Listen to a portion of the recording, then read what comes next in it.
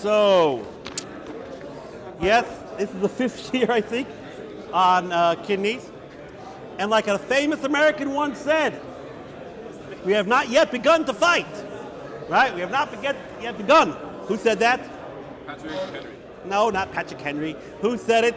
Sorry for all you my English friends over here. John Paul Jones, the father of the American Navy. John Paul Jones, famously known, you have not yet begun to fight, and we have not yet begun to, right, l'chvoid the 4th of July. You know what 4th of July is? You have no idea, from South Africa. Garnish from Garnish, you don't know nothing. Yeah, 4th of July. It's the Americans, they barbecues, yeah, okay. The 4th of July, and like we say, you ain't seen nothing yet. Who says you ain't seen nothing yet? Famous song from the 70s. You ain't seen nothing yet. Okay, Rabbi side. So we're going to conclude. We're going to conclude with what we started talking about, the Mitzvah Chinuch and the Rabbi Zevin. We've spoken length. We have many, many rayas. Do you own your body? You don't own your body. But before we get to that, just to review for a minute, what did we learn in subsequent in last shiurim? We learned you're definitely not allowed to give up your life to save someone else. Definitely not.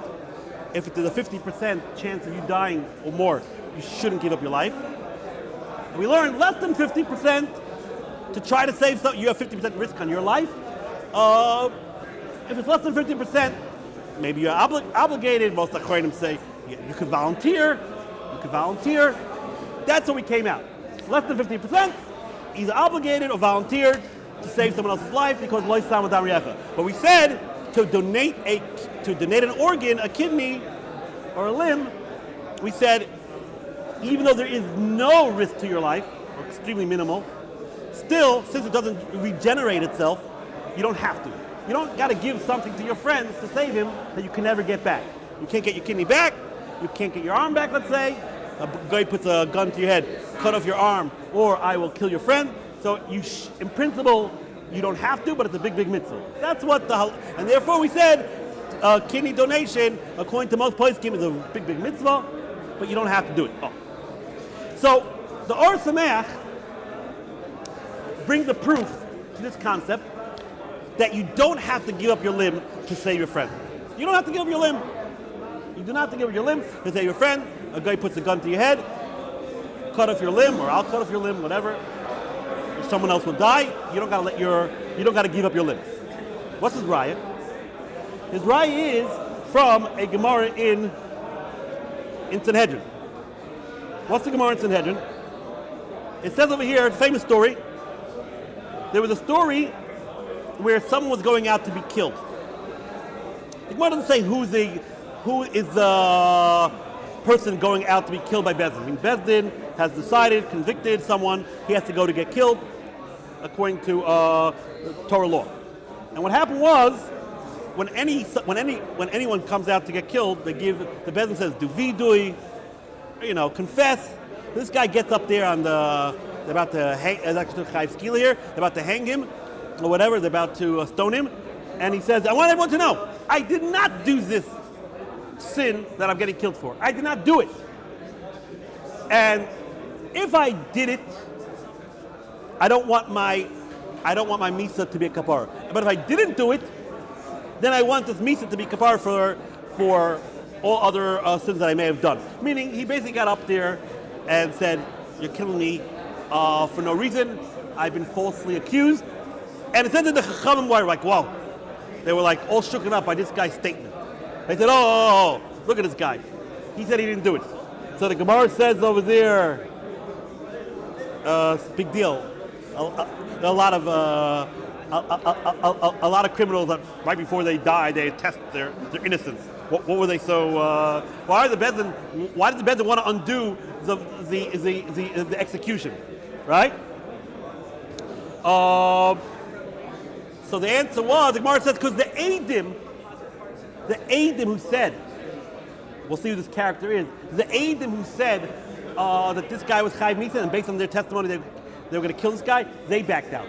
They came to bed and said, we lied. The whole thing is a lie. Right?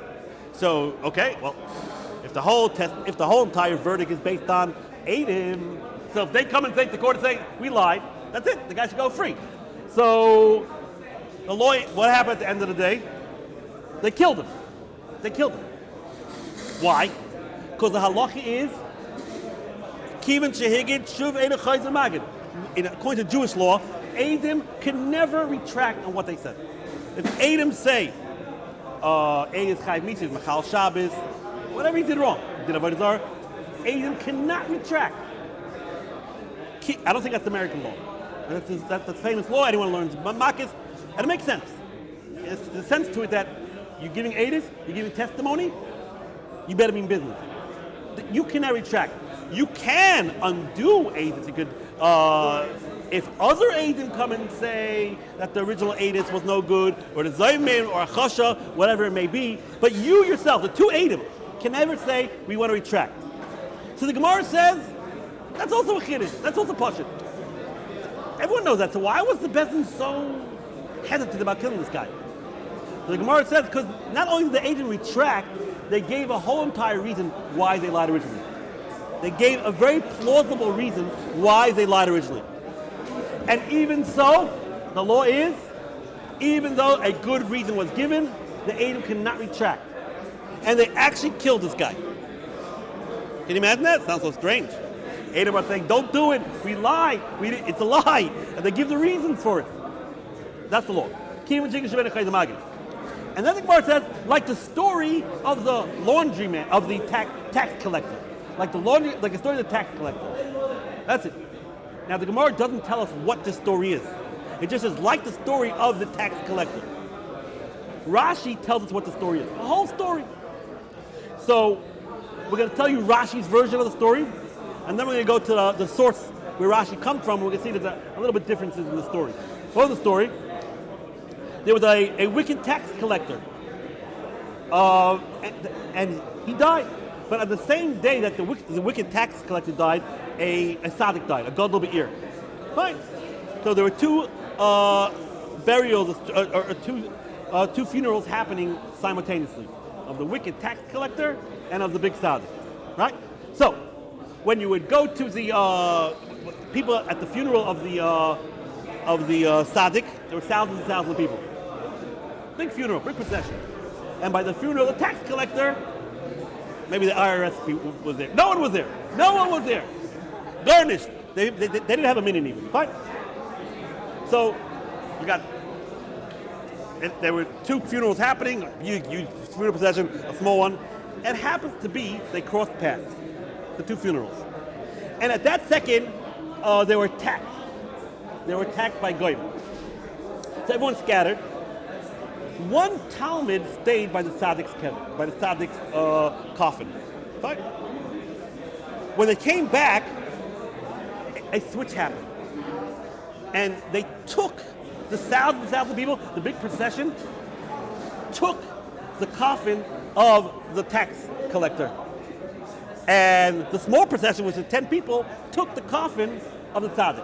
And the one Talmud said, no, you guys are making a mistake. You mixed it up. But no one listened to him. And sure enough, the tzaddik was buried a very simple funeral because no one was there. It was a disgrace, and the tax collector of Russia had this pompous funeral. Okay. Now, the Talmud was very upset. You can imagine. The Talmud was very upset. His Rabbi didn't get the funeral he deserved. Basically, disgrace, right? And this Russia got this huge funeral. Fine. That night, the Rebbe came to him in a ghost form, right? A Wraiths. He came to him in a ghost form, and he said, don't worry about it. Don't be so upset, Talmud. The Talmud was really upset. He's really beside himself. He says, let me show you my place in Gan Eden, right? And the Rebbe was sitting there, big tish, with plenty of delectables, and I'm sure he had a nice slice of chayshit open over there too, right? Look at my place in Gan Eden. It's Gevaldim. And let's look at the tax collector in Gehenna. And they saw like the tax collector in Gehenna, and the seer, which is the cylinder of the door of the opening of Gehenna, was in the ear of the wicked tax collector. Somehow or other, the wicked tax collector became part of the door of Gehenna, and the bolt or whatever, the cylinder, was in his ear. So the Talmud said, "So Rabbi, don't go yet." And he's like disappearing. No, don't go yet. Tell me, why is it that the switch happened? Why is it that you got this very dishonorable funeral, and this Russian got this amazing, pompous, splendorous type of funeral? So Rabbi said, "I'll tell you why. Because I did one avera. That I once heard someone talking nasty about a certain Talmud Chacham, and I didn't speak up. I didn't protest.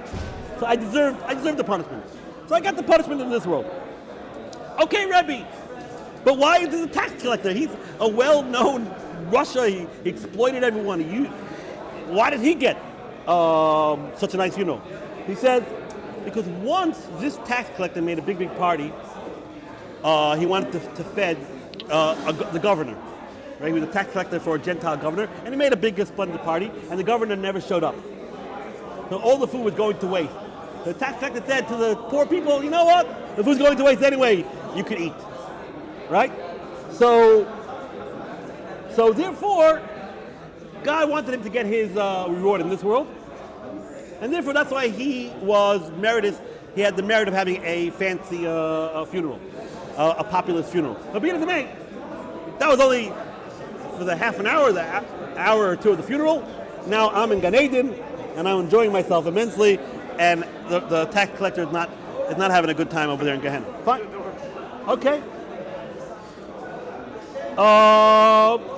Then the Rebbe said, "Okay, I got to go back to my to Gan Eden over there. I got to get back to my Ksois and whatever. I got to get back. But I want you to know something. That the tax collector eventually will be substituted or be exchanged by Shimon ben Shetach. Right? Shimon ben Shetach is going to eventually take the place of the tax collector, meaning he's going to go to Gehenna, Shimon ben Shetach, and the cylinder of the door of the Gehenna will be in his ear. And now Shimon ben Shetach, if you know who he was the Nasi. He was the leader of Klal Yisrael, Shimon ben Shetach. So the student was obviously taken aback. Shimon ben Shetach, he's the Gadol Hador. What's going on? So he says, yeah, Shimon ben Shetach is the Gadol Hador, but he's giving allowance for a certain group of witches to live in Ashkelon, and he's not eradicating the witches in Ashkelon, right? So he's allowing them to practice their witchery, their magic, and he's not doing anything about it. And okay, so the next day, the Talmud goes over to Shimon ben Shetach and says, my Rebbe came to me and said, you're going to Gehenna. So Shimon ben Shetach got all nervous, and he took 80 very handsome men, and it was a rainy day, and what he did was he put fresh clothes, dry clothes, in a certain type of vessel, certain type of a flask, and he told them, when we're going to go approach the witches, and when you approach the witches, make sure you lift them up off the ground, right? Right. Why? Because witches, they can only do their magic if they have a conduit to the ground. Okay? So, and it says here, so Shimon ben Shetach knocks on the door of the witch's lair, and he says, and he left the boys outside in the soaking rain. And the witches said to Shimon ben Shetach, they didn't know who he was. Said, "What are you doing here?" "Oh, I'm a wizard too. I'm a warlock like you guys. Let's exchange some magic tricks with each other, right?" So the witches said, "Yeah, what tricks could you do? You're a warlock?" "Yeah, I'm a warlock. What can you do?" He says, "Well, I could bring 80 dry boys in this downpour. I could bring 80 dry boys that don't appear suddenly. That's my trick that I could do." So sure enough, he gave a sign. The boys quickly put on this the fresh clothes, and they walked into the lair, and they were pretty impressed. And the boys said, "Would you like to dance?" Now there were 80 witches and 80 boys. The 80 witches were not the fairest of girls. They, wow, this handsome guys, they asked me to dance. And sure enough, they danced, and during the waltz, the boys picked them up. And by picking them up, it seems that they've been neutralized. They weren't able to do their magic tricks. And sure enough, they killed all 80. They hung all of the 80 ladies. All the 80 witches were hung that day, right? And the Gemara talks about this. How are you allowed to hang? A Bedouin's not allowed to kill more than one person one day. These witches, they had to make a statement. We got to get rid of the witches. Okay. What does this guy do? Probably to China. Shimon Shetach's son, a couple weeks later, Adam came and said Shimon Shetach's son was Machal Shabbos, or did Avodah Zarah, and he got convicted, and they're about to kill Shimon Shetach's son. Shimon Shetach's son made this announcement that I didn't do it.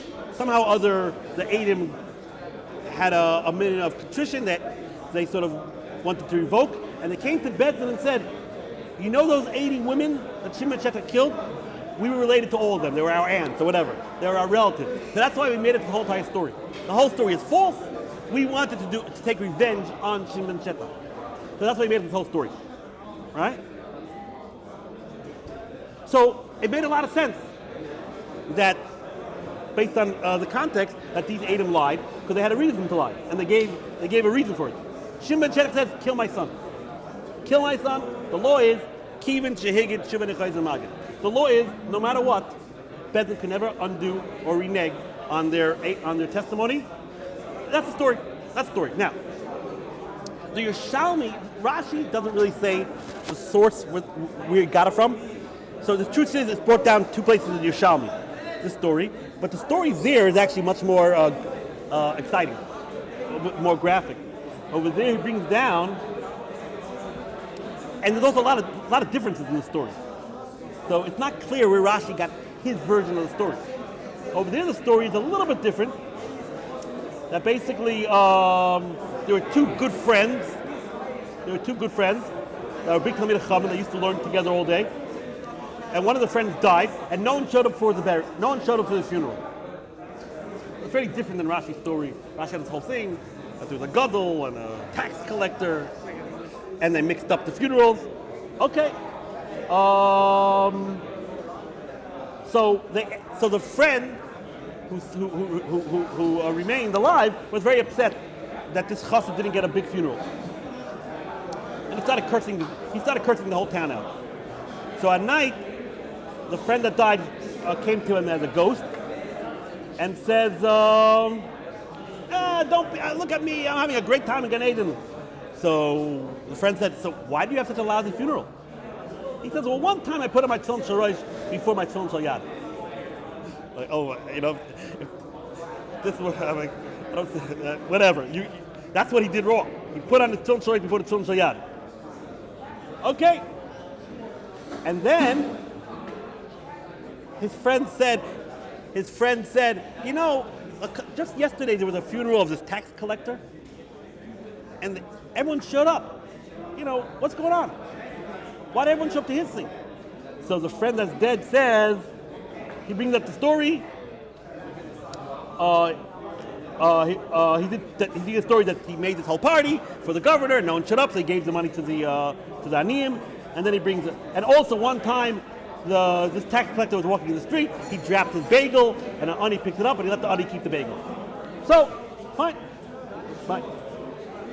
Then he said, "Let me show you what's going on." So he says, the friend says to the chassid, don't worry about it, don't be upset. So I had a lousy funeral, no big deal. Let me show you what's going on. So he shows him in the Gan Eden, the chassid is in the Gan Eden, palm trees, a beautiful wells and waters and springs, and of course, exois. That's by putting in. And then we see the picture of the tax collector. It's a hot, torrid day, boiling hot, and there's a beautiful river going by the tax collector. But it stops right before the tax collector, and he can't reach it. He just can't drink from it. So it's like a hot day, and the tax collector sees the water, and he can't get to it. That's the Gehenna of the tax collector, right? So at least with this Gemara, it looks like there is. I don't know if you know what's going on the internet. There's a whole big machlokes. Is there Gehenna? Is there not Gehenna? It says with this Gemara that there is a Gehenna, and it looks pretty bad. Then the Gemara brings another story with another lady over here, and then the chassid said, by the way, the chassid is a ghost, says, tell Shimon Shetach he's in big trouble. He's going to be coming here very soon also to Gehenna, and he's going to have the same treatment like the tax collector, basically. I'm paraphrasing. Why? Because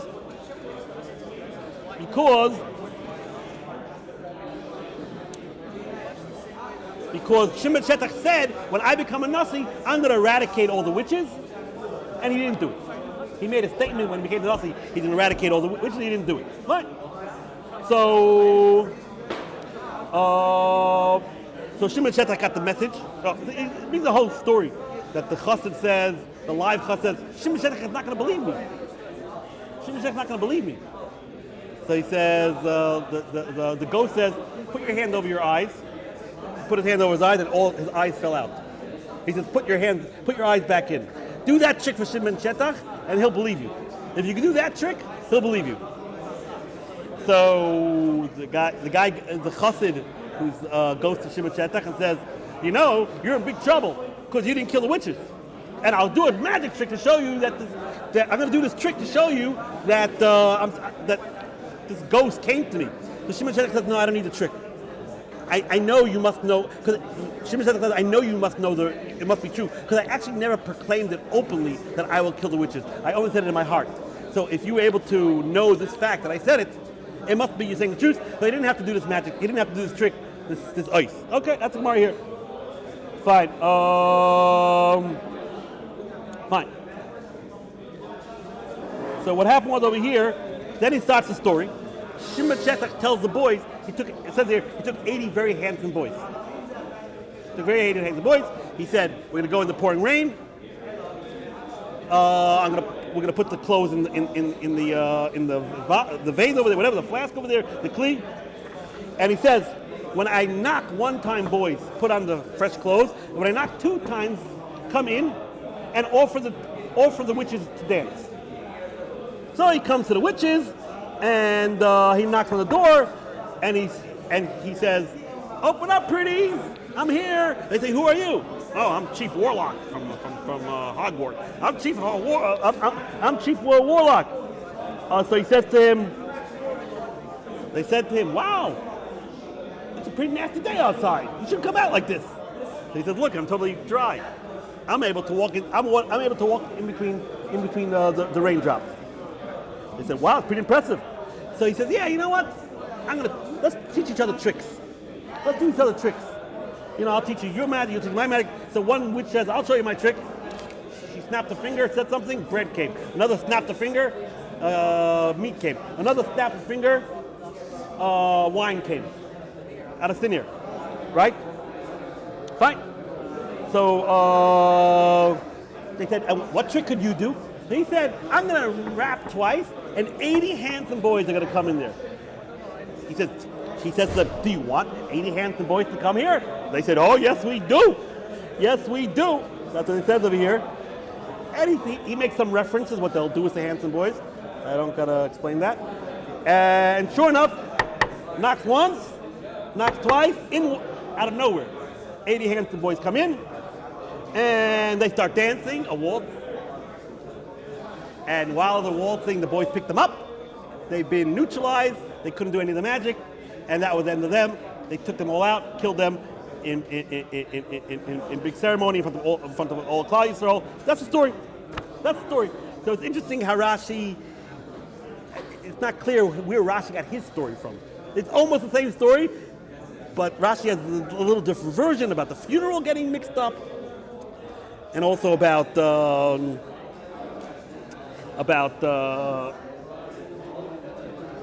there's other parts of the story about what the tax collector did exactly, but this is basically the story. The Yerushalmi doesn't bring the end of the story here. Rashi brings the end of the story that a couple weeks later that the Eidim came ahead, false Eidim wanted to do revenge, So they testified against Shimon Shetek's son, and they were successful, sadly. Even though the Edom tried to change their mind, they said, no, we lied. We did it to do revenge. They wanted to do tshuva. They killed Shimon Shetek's son, right? I don't know if you know the Gemara. Shimon Shetek had lots of tragedies in his life. But let's leave that aside. Oh, so what in the world does this got to do with kidneys, you're asking me? It's a great story. Witches, warlocks, right? The title makes sense. I didn't lie about the title. We got witches, we got warlocks, we got ghosts, we got it all in there, right? No one can say there was false advertising. So the Ohr Somayach says, wait a minute. Seemingly, the Edom who wanted to do tshuva, could have saved Shimon Shetek's life. Because we all know, we learned this in Makis, we learned this in the Gemara Makis, that who is the one who has to kill the convicted felons? Who's the one who has to kill the criminals? The Edom. The Edom. It's in the Torah. Edom are the ones supposed to kill them. And the Gemara says, Yada Edom Yeber Shaina. The Gemara says, let's say Edom give testimony. They say Charlie was Machal Shabbos. Fine. Charlie's about to be killed, supposed to be killed, and then they lose their hands. An accident happens. Edom loses their hands. Get cuts off by accident. Charlie gets set free. Because since the Torah law is Yad Edom Yeber Shona, it's the Edom who have to kill the convict. The Edom can't kill him. They lost their hand. What? No, the hand. Yad Edom Yeber Shona. The Gemara talks about, well, let's say there are Edom who originally didn't have hands, but that's the law. I think there's a whole sugi. One of the Makkas, right? Bottom line is, it's strange. It's a strange halacha. If you ask me, it's strange. But that's what it says there. If Edom rightfully convicted someone, no, none of this lying. Rightfully convicted Charlie, if the Edom subsequently, after the Edis lose their hands or after the conviction, he gets a pardon.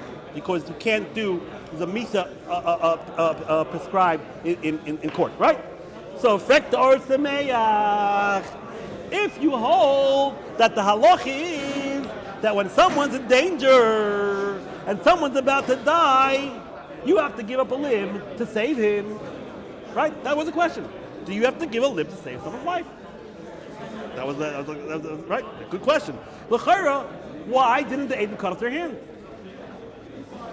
Why didn't the Edom cut off their hand? They could have saved Shimon Shetek's child. Right? A raya says the Ohr Somayach that you do not have to give up your limb to save someone else's life. That's the Ohr Somayach's raya from the Gemara. Okay.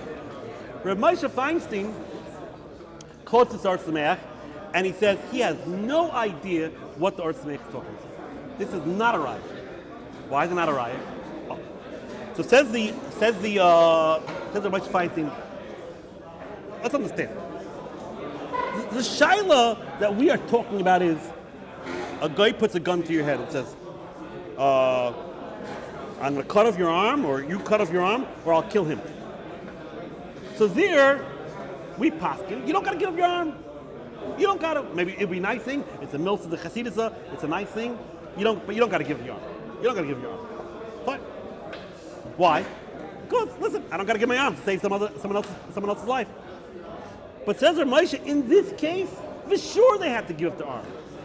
In this case, for sure they had to cut off their arm. Because in this case, why is Shimon Shetek's son getting killed? Because of the Edom. So in this case, even if we paskin like they're in Baz, that you don't have to give up your arm to save someone else. But here, where you're the cause of make someone else lose his life, for sure you would have to give up your arm. Right? So, what happened in this case, says Rav Moshe? The Edom came and said, we want to do tshuva. Now, the Bezdin themselves can never tell them cut off their arm. Because the Bezdin would say, we believe you're Edom. We believe you're Edom. We believe you're Edom. So we don't believe that you're reneging. What the Bezdin could say, by the way, if you want to go to your Orthodox rabbi, on a personal level, if you know that the truth, you know the truth, Bezdin should tell them cut off their arm. Again, not as Bezdin, but as a spiritual advisor. The Bezdin can never tell them to cut off their arm, because Bezdin believes their testimony is true. Because Kim Shekeshav and Chamada. But Bezdin has their spirit as a spiritual leader could say, or as their confidant could say, listen, if you know the truth, then you really should cut off your arm. Because you're the cause of Shimon Shetek's son being died. So, how in the world? How could the Ohr Somayach say over here? Oh, we see from here you don't got to cut off your arm to save someone. So Moshe over here, the sure they had to. Oh, but here, so what's the machlokes? So therefore, Moshe says it must have been the Bezdin did tell him to cut off the arm. Again, not as Bezdin, but they said, as Bezdin we believe you. But by the way, if you know the truth, you should cut off your arm, and they didn't want to do it. So Moshe, it must have been in this case they didn't want to cut off their arm, but they had to. They were obligated to cut it off, and they didn't want to. They did tshuva, but they didn't do a full tshuva. That's what Moshe said. So he says no riot from here, because here for sure they had to cut off their arm. Oh, what's the machlokes between Moshe and Ohr Somayach? What's the machlokes between them? It's a very big sugya in Shabbos. It's a very lumdish issue here, because the Gemara says in Shabbos. Because what's going on over here? What's going on over here? The Edom did want to do tshuva. They wanted to do tshuva. But because of a legality, the Bezdin wasn't allowing them to undo their edus. So let's say you do something wrong, but you want to do tshuva, but for an outside reason, you can't undo what you did. Right? For example, let me tell you the Gemara in Shabbos. The Gemara in Shabbos talks like this. You know you're not allowed to bake on Shabbos, right? You can't bake on Shabbos. You're chayv skila, right? There's also halacha, a rabbinical halacha. In the good old days, it was a whole art how they used to put the bread in the ovens. It wasn't a simple thing. They would stick it onto the walls.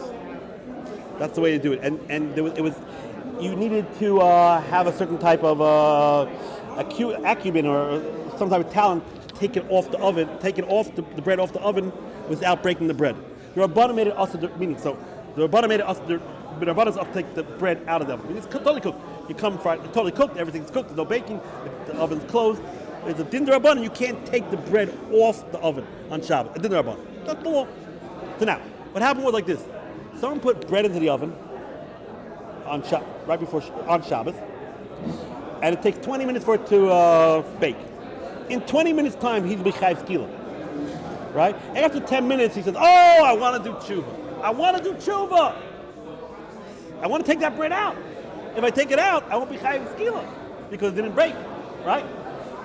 So the Gemara says over there, the end of the line is, the end of the Gemara there says there, don't take it out. What do you mean don't take it out? I'll be chayv skila.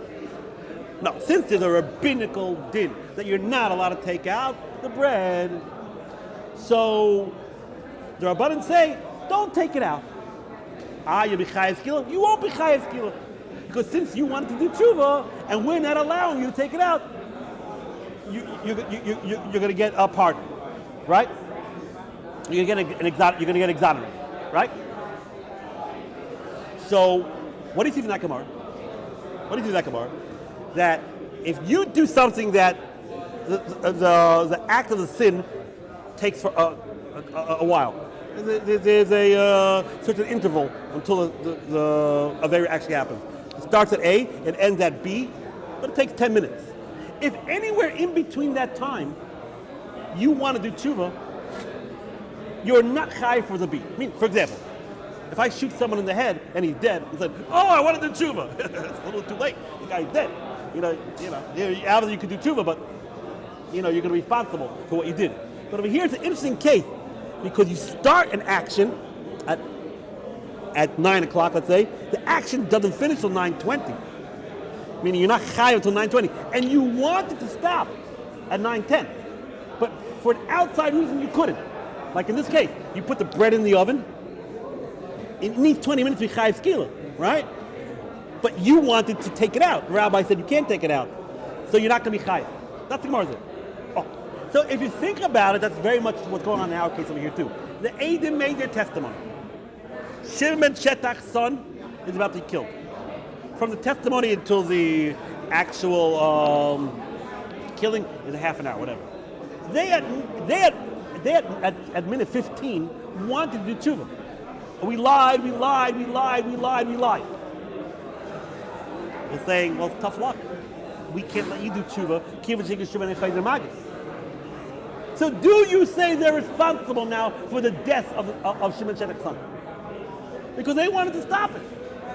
You, Bezdin, are not letting us stop it. You hear the creation of the Gemara in Shabbos? Oh, so the Ohr Somayach understood. No.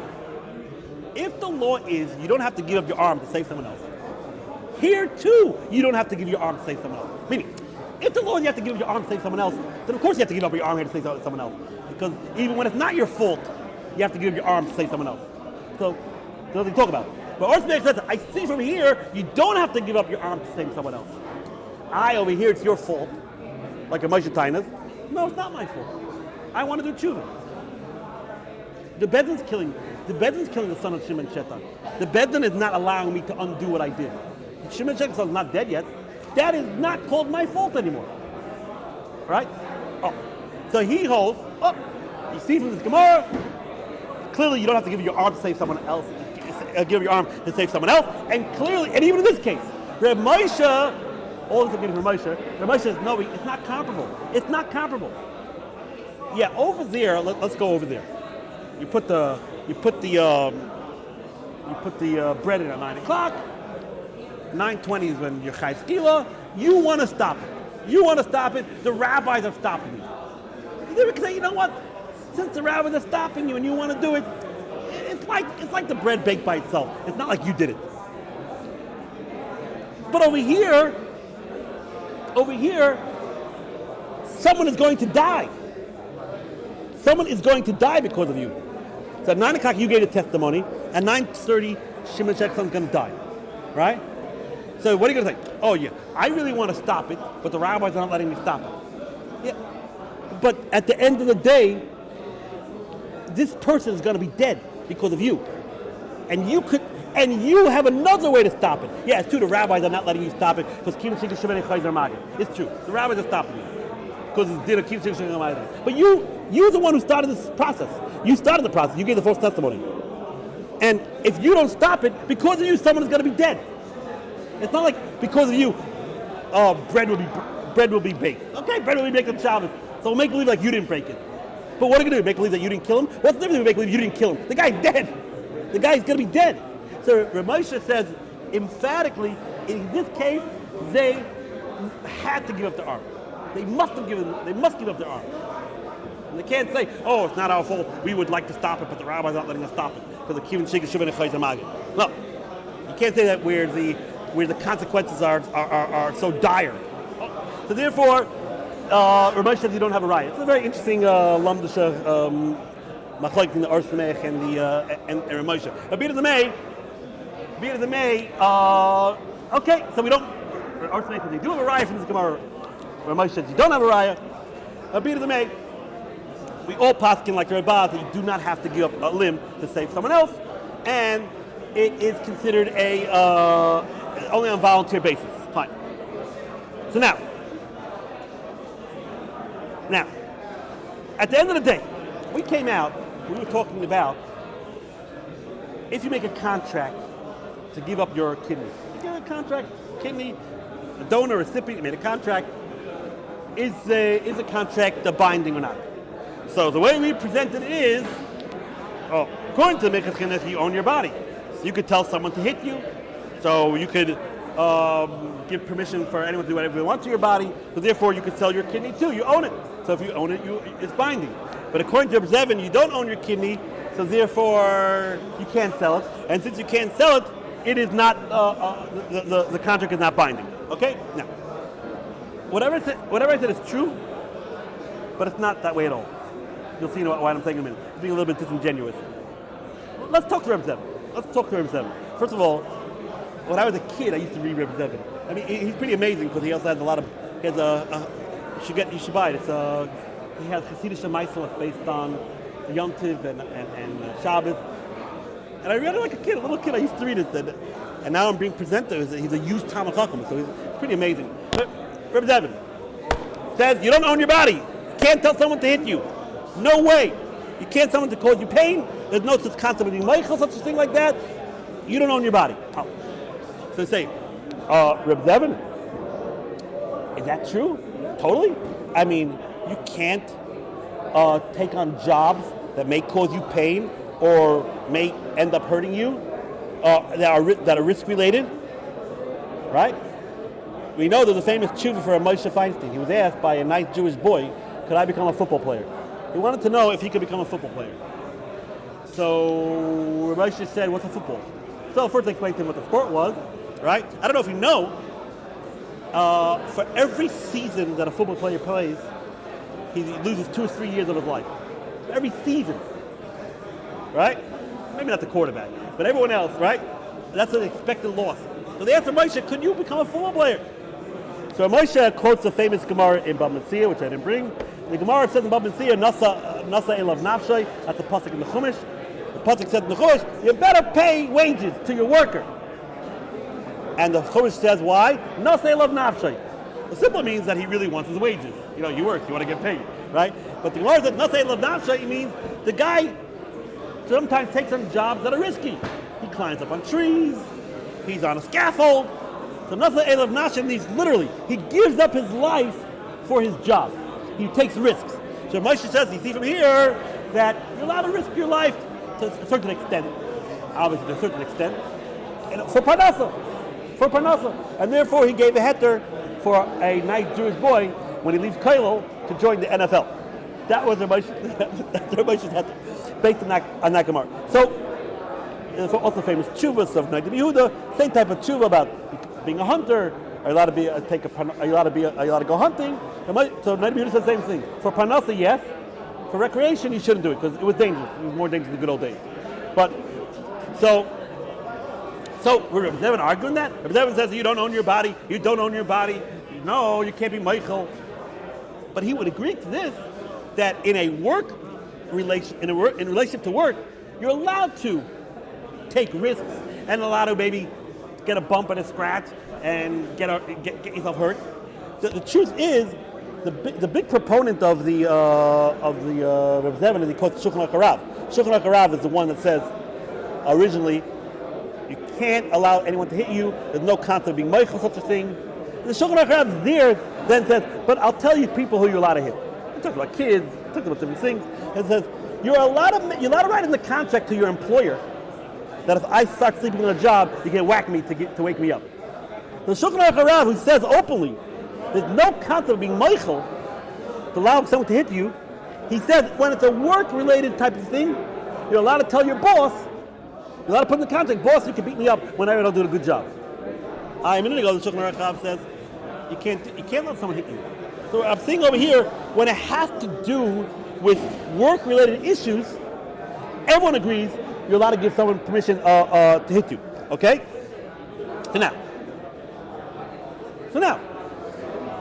So maybe, even though Zevin says you can't give anyone permission to hit you, but if he's paying you for it, maybe it's different. Maybe it's like work-related. That's called work-related. He's paying you for it. Yeah, hit me. I'll be your punching bag. Right? You're a pugilist. You're a boxer. By the way, I wanted to know about that. Rabbi gave a heter for football players. I wonder if Rabbi would have given a heter for boxing. Right? In the good old days, a lot of the boxers are Jewish. Nowadays, forget about it. But in the good old days, most of the boxers are Jewish. So Rabbi wasn't talking about football. He wasn't talking about pugilists. He was talking about boxing. He was talking about football players. So you can say no. We'll give you a heter. We'll give you a heter in work-related issues, like tangentially you could get hurt. The boss will smack you up once in a while because you're not doing the job right. Because you're sleeping on the job, or you'll be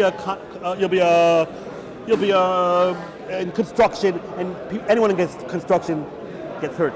It always happens. But it's tangential. But you can't tell someone hit me and you'll pay me for it. That's not called work-related. Okay, fine. That's fine. But now, let's talk to Rabbi Zevin. Rabbi Zevin, do you own your body? No, you don't own your body. You can't get people to hit you. Yeah, work-related, yeah, but in principle, you can't tell someone to hit you. Would Rabbi Zevin say you can't donate a kidney?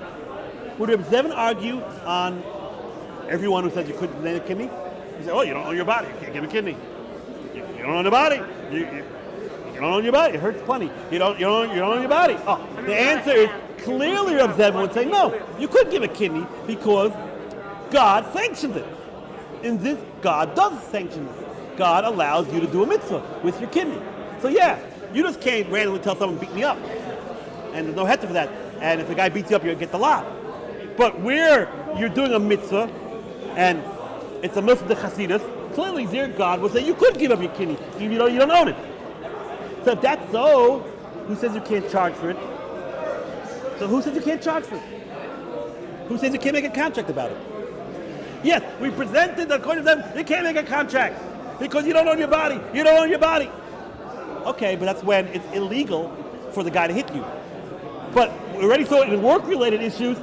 You could make a contract based on when it's work-related issues. And now, if we're saying that you're allowed to give up your kidney at the mitzvah, so who says you can't make a contract about it? Right? Who says you can't make a contract about it? So, moreover, you could say, yeah. You could say, you can make a contract, but you don't own the kidney. Okay, God gives you permission. God gave permission to give you your kidney, but you don't own it, so you can't make a contract about it. So, Rabbi Weiss and almost all the Achrayim, they're all talking about this. They all come out, you know what? It's not so clear that you don't own it when God gives you permission to give it. If God gives you permission to give it, maybe it's supposed you own it for that. Maybe. But even if you don't want to say that, you could. The way you rate the contract is, how do you rate the contract? You make a contract. I am not charging you for the kidney. I'm not charging you for the kidney. I'm charging you for the pain. I'm charging you for the loss of time. I'm charging you for the risk I'm taking. Yes, I'm not charging for the actual piece of meat. That I don't own. I don't own that. So I can't word the contract. Pay me $100,000 for the kidney. But the way I could word it is, pay me $100,000 because I'm allowing you to invade my body. Oh, you don't own your body. You don't own your body, but you own you. You are you, and you're giving permission for someone to tinker with you. So you can't charge for the actual piece of meat, but you could charge everything around it. The pain, the time loss, the risk, allowing someone to invade you. Again, not for the piece of meat, but giving the allowance. So basically, everyone says this, that if you make a contract in a kidney donation, it definitely is binding. We'll talk about more in a second. We'll explain this a little bit better. So, what are you basically like? The donor is going to be like a worker. Let's say I go over to Yonatan and say, listen, Yonatan, I want you to build me a wall. I'm giving you all the materials. I'm giving you everything. Just build me a wall. And he builds it. Am I obligated to pay him? Of course. Why? Because he built me a wall. He didn't give me anything. I gave him all the materials. But he built me a wall. That's called a worker. So it comes out when I make a contract that I am willing to give up my kidney, I'm like a worker. I'm not charging you for the kidney itself. We'll go like Reb Zevin. We'll give him that. We'll say you can't charge for the kidney itself. But look, I'm coming to the hospital. I'm allowing things to be done to me. So I could charge like a worker. I'm like a worker. Okay, so basically, halacha l'maisa. What comes out like this? Halacha l'maisa is what I paskin. You make a contract between a donor and recipient. Before the operation, the donor could back out. Because any worker is allowed to back out. The halacha is that a worker could always back out at least before he starts the job, for sure he could back out. Right? So if you made a contract, the donor could back out and say, listen, I'm backing out. But once the operation happens, the recipient must pay the donor. Must pay the donor. Because then the donor said, I did a job for you. The recipient can say, oh, you don't own your kidneys, I'm not paying you for the kidney. Right. Don't pay me for the kidney. Pay me for everything else. The loss of time, the pain, and that I allowed you to take it, everything else. And that's what Rabbi Shavai Paskins, that's what everyone Paskins. But it comes out like this is a big nafkamina. You'll say Rabbi 5, but he makes us crazy for the last 3 shiurim about the Michas Chinuch and Rabbi 7. Well, here will be the big nafkamina. According to Michas Chinuch, if you make a contract, you're selling your kidney, even before the operation, the donor wouldn't be able to back out. Let's say I sell you my car. I can't back out. Done deal. According to Michas Chinuch, that you own your kidney, you could sell the actual kidney. So, this is also Zalman Nechemia Goldberg. I have a smicha from him. He says, according to Michas Chinuch, the donor can't back out. You sold him the kidney. That's it. His. It's like a sale. can't undo a sale. Because you actually sold them the piece of meat, actually sold them the organ. So even prior to the operation, you can't back out, right? I sell you my car, I can't back out. But if you learn, like when most people learn, like Zevin and many others, you actually can't sell the organ. You could just sell everything around it, meaning you're like a worker. So then you could back out before the donation.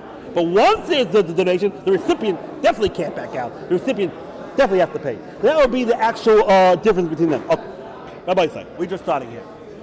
Now, you're going to tell me, so that's a contract. Bottom line is a contract, and the operation happened.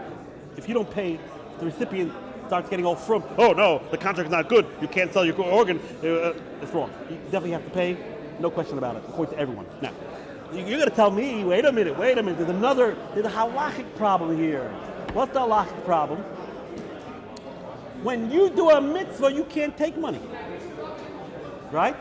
Certainly if you work for Ohr Somayach, you see that. You don't get, when you do a mitzvah, everyone knows you are not allowed to take money for a mitzvah. Where is that? So forget about the issues, the chayshim mishpat issues. You own the kidney, you don't own the kidney. What I'm charging you for, the pain the whole time. But when you do a mitzvah, there's a Yoreh Day issue. You can't charge. How do I know that? It's a Mishnah B'chayris. We've all learned this. It says here, any dayan that takes up wages, any of his verdicts are dismissed. Any of the judgments are dismissed.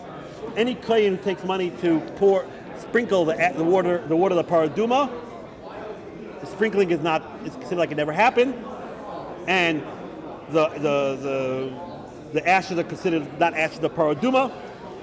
It says openly, you can't take money for mitzvahs. The Gemara says, how do you know that? The Gemara says, a whole limud. Just like Moses taught Torah for free, and God taught the Torah for free, all mitzvahs have to be for free. Ma'ani b'chinam, af atam b'chinam. Right? Everyone knows. Ma'ani b'chinam, af atam b'chinam. Just like Moshe or God did all the good mitzvahs for free, you can't charge for mitzvahs. So, Mr. Donor, forget about the chayshim mishpat issue.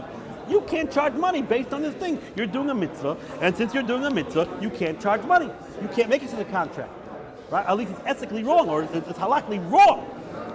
So you're going to say, wait 1 minute, Rabbi, fine.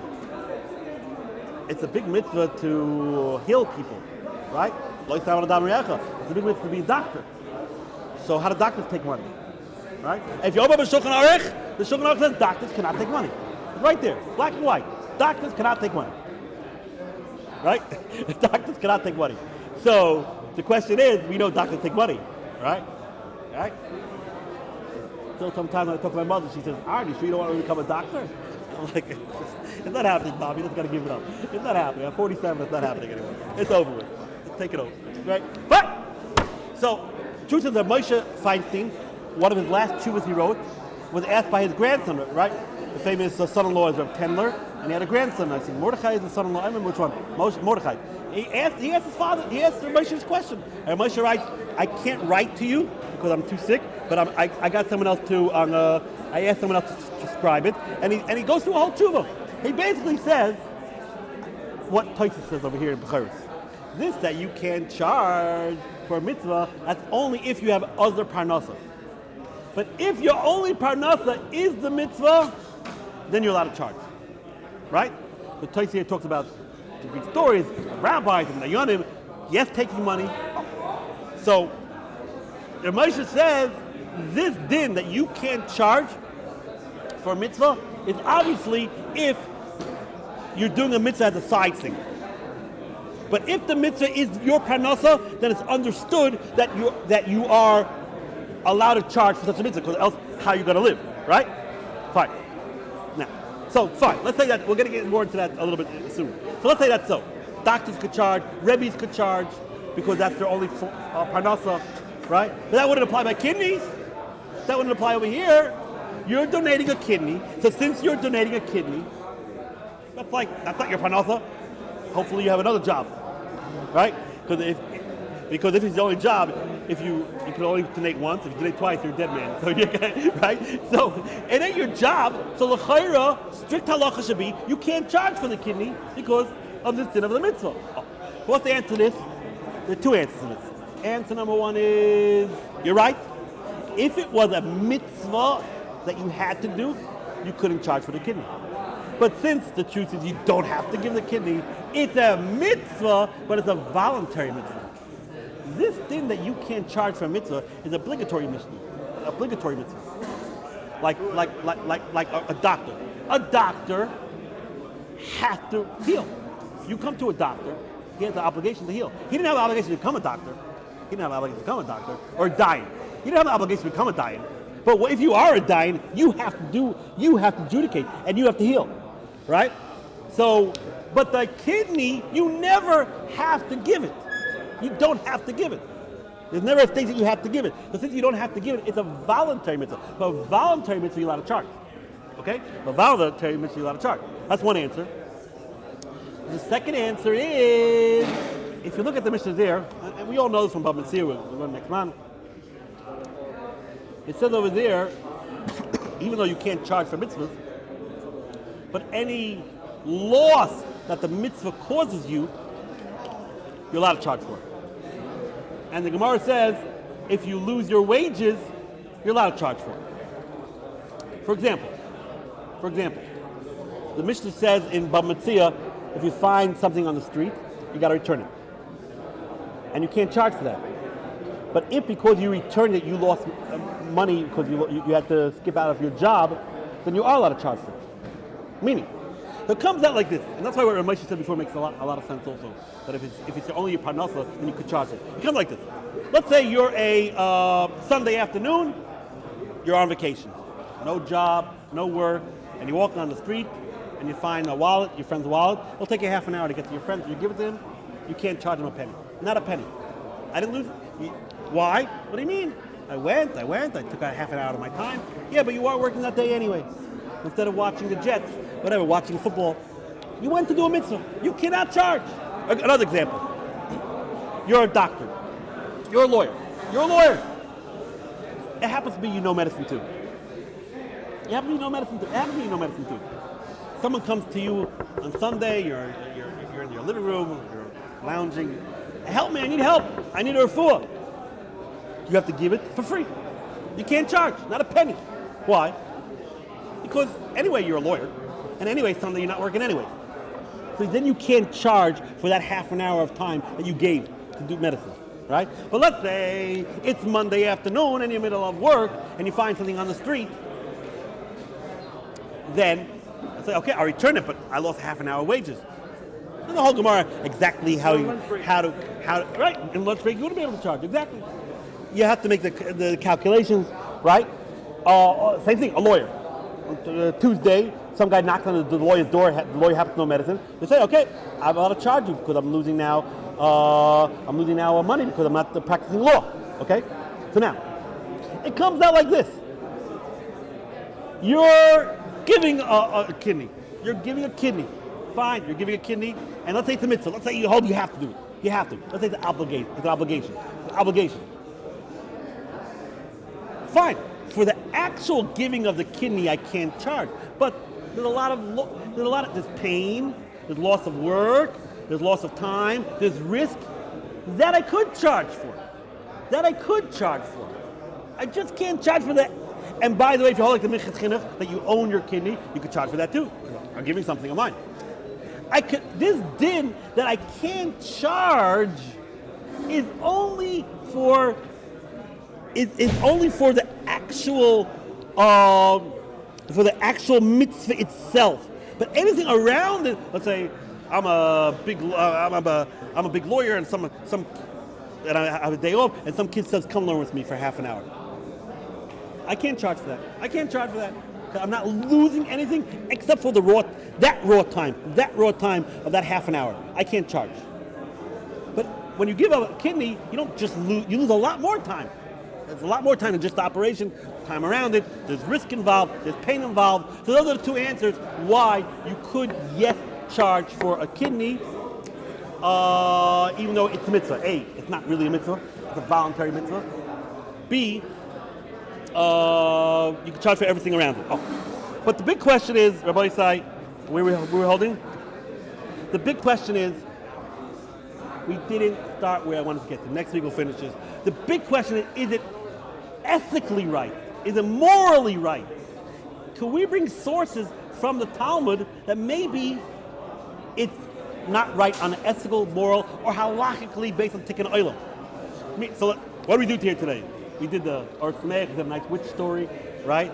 We established at the end of the day, if you make a contract according to all shittas, it's binding. It's binding.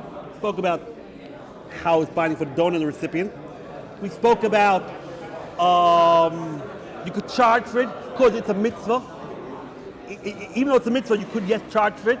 But the big issue, which is not only a Jewish issue, which is the big issue, is it ethically more like in our days the law is you're not allowed to charge.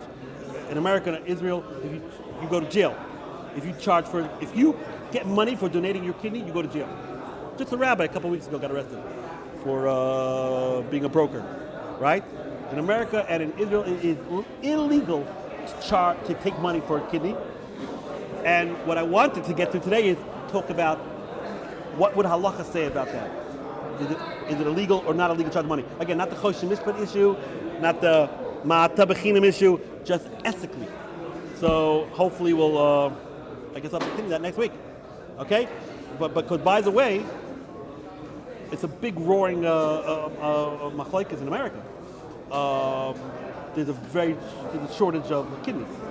People stay many years on dialysis, and many people are suffering, and even with all that, many people are dying. If we would legalize charging for kidneys, in a minute, all these problems will be solved. In a minute. There'll be automatically 50,000 kidneys available that day. That if America or Israel would legalize to charge for kidneys. But for whatever reason, they don't think, that's what we want to talk about, is it morally, ethically, what are the reasons that they don't allow you to charge for kidneys? Okay? And what does Halacha say about that? Okay, everybody, we'll stop here.